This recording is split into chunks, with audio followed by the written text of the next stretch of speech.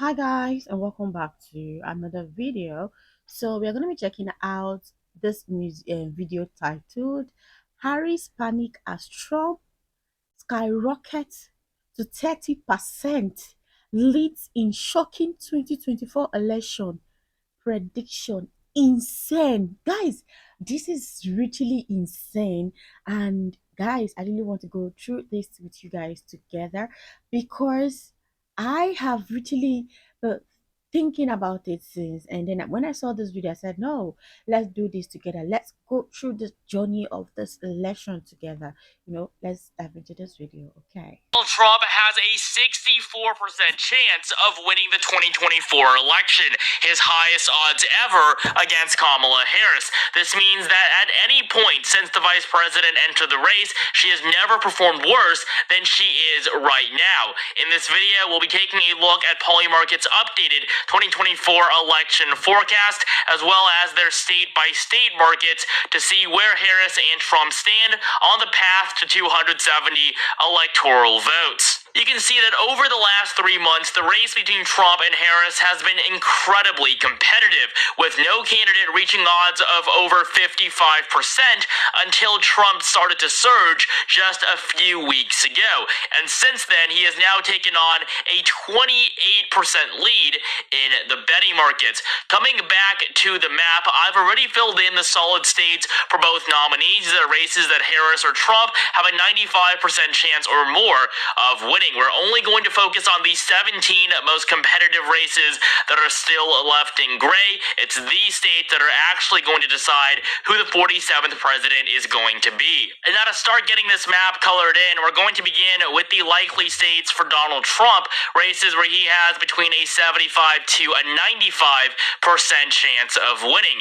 These states are going to be more competitive than the solid states, but Trump will still maintain a clear advantage. We'll start in the lower Midwest with Iowa and Ohio, two races where Trump's odds of victory sit at exactly 94%, right under the 95% threshold for a race to be solid. Trump has led consistently throughout the year, and there's no doubt he is going to win Iowa and Ohio for a third time in a row after first flipping the two states back in 2016 and then carrying them by the exact same margins against Joe Biden in 2020. Moving down south to the Sun Belt, Trump is also the favorite in Texas, a state he carried by 9 points in 2016 and by just over 5 in 2020. The last Republican to win the Lone Star State by a solid margin was Mitt Romney in 2012. It is unlikely that in 2024 Trump will carry Texas by 15 points or more, but he can definitely win the state by a double-digit margin. Just like in Iowa and Ohio, he has exactly a 94% chance of winning the state. In fact, his odds right now are higher than they've ever been. We do have a surprisingly competitive Senate race between Ted Cruz and Colin Allred, but the presidential election is not going to be impacted much by that. Donald Trump is the clear favorite. He's going to win Texas by his largest margin yet. And in Florida, we have another state where Trump is about to break a personal record, mainly as a result of the state's sharp shift to the right since he first came onto the political scene. In 2016, when he first was elected president, he defeated Clinton in the Sunshine State by just 1%.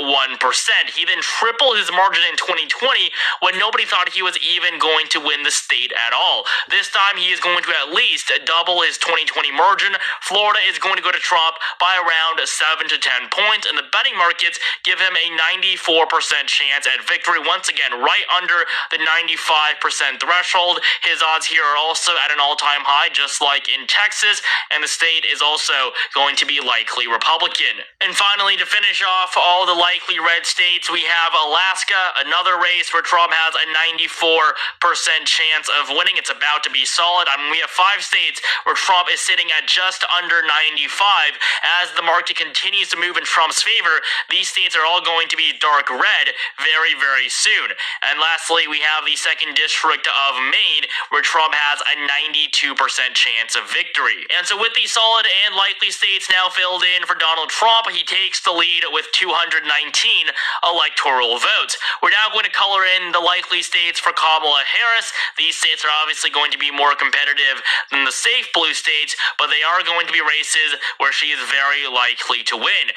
We'll start off in New Mexico, where the vice president has a 91% chance of victory. It's a state that Joe Biden carried by 11 points in the last election, a race that got very competitive right before Joe Biden dropped out after that disastrous debate performance. New Mexico will definitely get competitive again in the future, especially as Hispanic voters continue to shift to the right. And of course, New Mexico is the only state with a Hispanic majority electorate. But for now, Kamala Harris and the Democrats are going to be able to hold on to New Mexico. It's going to be likely Democrat on our map. Next up, in Minnesota, we have a race that Kamala Harris is only on track to win because she chose Governor Tim Walz to be her running mate. In fact, Minnesota was quite competitive before that.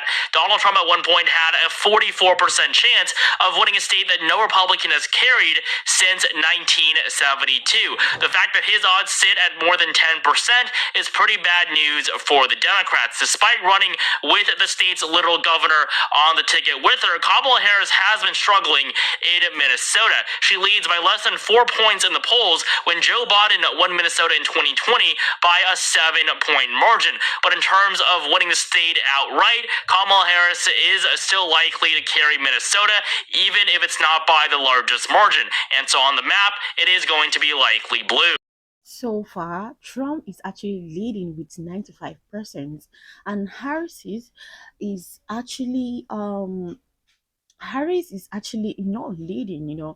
This is actually getting Harris scared because yo Trump actually started picking last few weeks ago, like started trending. A lot of people started seeing reasons to vote Trump, and this actually got Harris panicked.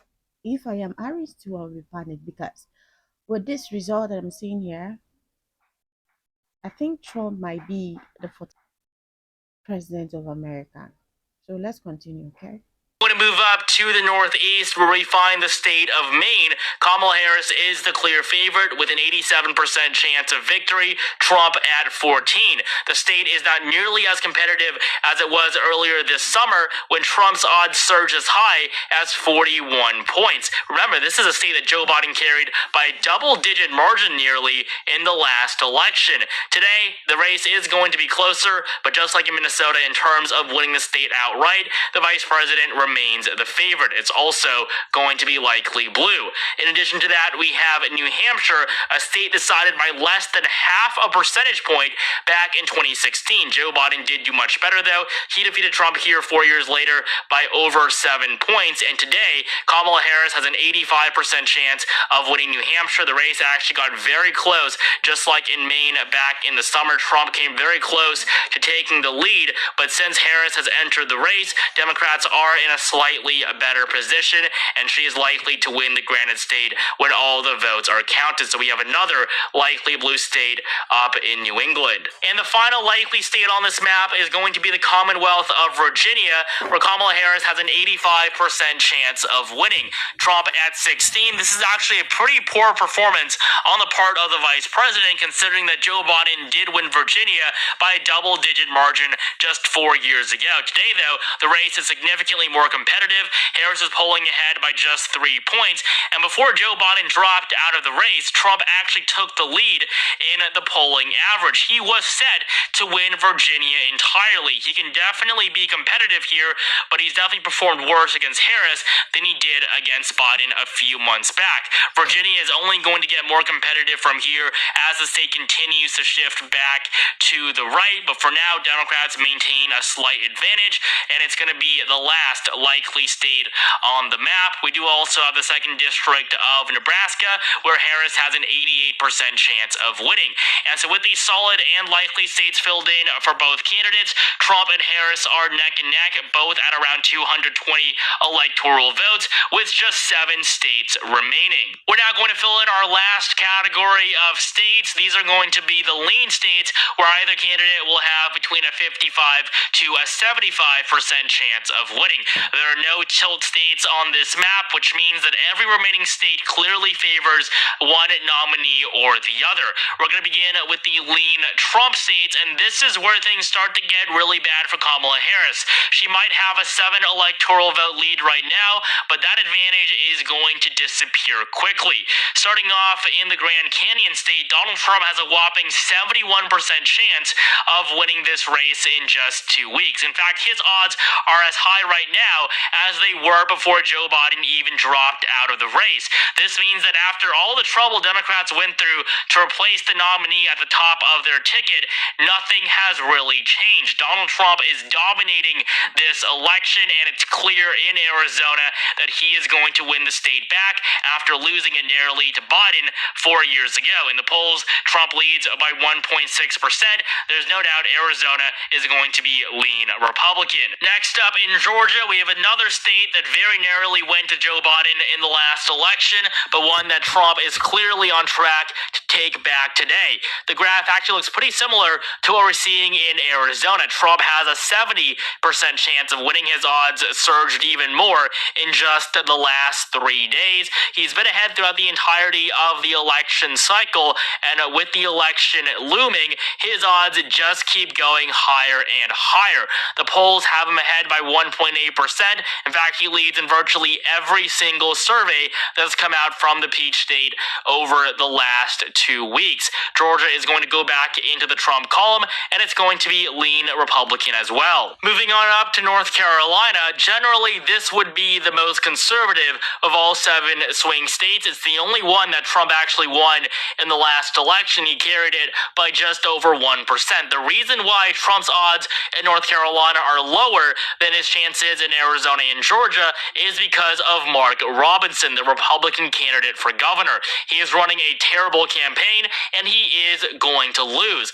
But he's not likely to impact Trump that much. It's obviously going to be a negative impact, but it's not going to be enough to cause Trump to lose the Tar Heel state entirely. That's why you did see a drop in chances for the former president right when Robinson was hit with another major scandal in early September. But his odds have recovered since then, and just like in Georgia and Arizona, his chances here are on the rise. He leads in an overwhelming majority of polls from North Carolina. He's up by 0.5% on average, and the state is going to be lean Republican on our map as well. And so at this point, Trump needs just 1 out of the 4 remaining states to win the election. It actually can't be Nevada, but Wisconsin, Michigan, and Pennsylvania will all do, and the most likely scenario is that he will cross 270 electoral votes with the keystone state of Pennsylvania, 19 electoral votes, a state where Trump has a 61% chance of winning. Pennsylvania has always been very competitive between the 2 candidates. Trump's highest lead ever was only 67%. Over the last 3 months, the race in the Keystone State has been incredibly competitive, with Harris and Trump going back and forth. But now that we're on the final stretch, Trump's lead is only continuing to increase. It's now a 60-40 race in favor of the former president. This is in large part because of him taking the lead in the polling average. He leads in 6 of the 7 most recent polls from the state, and according to Real Clear Politics, he's on track to win by just under 1%. So Pennsylvania is also going to be lean for the GOP, and it's likely to be the tipping point state that wins Trump the election. Trump isn't done though yet. He is determined to win this election in a modern day landslide, and it seems like that is quite possible. Trump is also the heavy favorite in Michigan, where he has a 57% chance of winning. And this is probably one of the states where you can most clearly see the fall of Kamala Harris. Just half a month ago, the vice president had a 68% chance of winning the Wolverine state, nearly a 2 in 3 chance of carrying a state Joe Biden won by nearly 3 points 4 years ago. Today, her odds have fallen rather gradually, actually, all the way down to just 43%. Basically, the worst position she's been in since before she even entered the election. So, Michigan is also going to be lean for Donald Trump.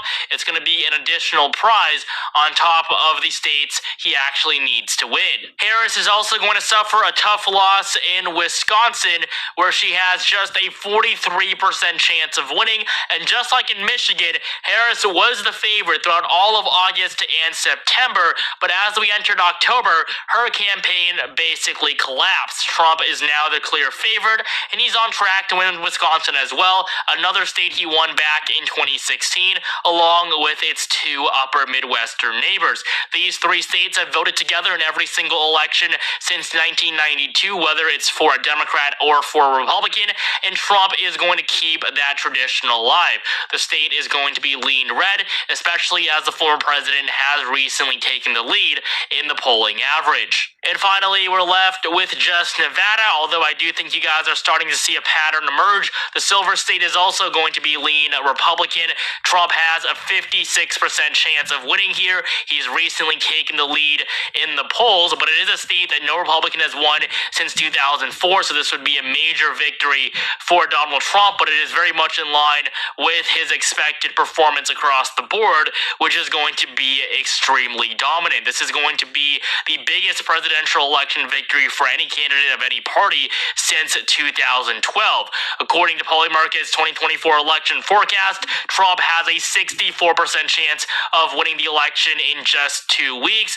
On the electoral map, he's on track to win 312 to Kamala Harris's 226. Thank you guys so much for watching. Make sure you Yo, this is actually a really four, or this is actually coming to be a four of Kamala Harris, because I don't know what is it called, because coming from this statistic, okay, that we're seeing here, Trump is literally leading. He's literally leading,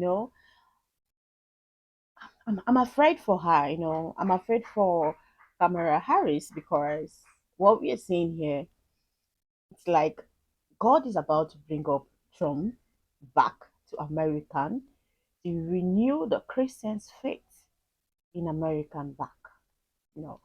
So what are your thoughts on the comment section? Tell me what you think about the statistics of the election voting, and all that. Thank you so much for watching. Don't forget to like this video, subscribe for more. I'll see you on our next one.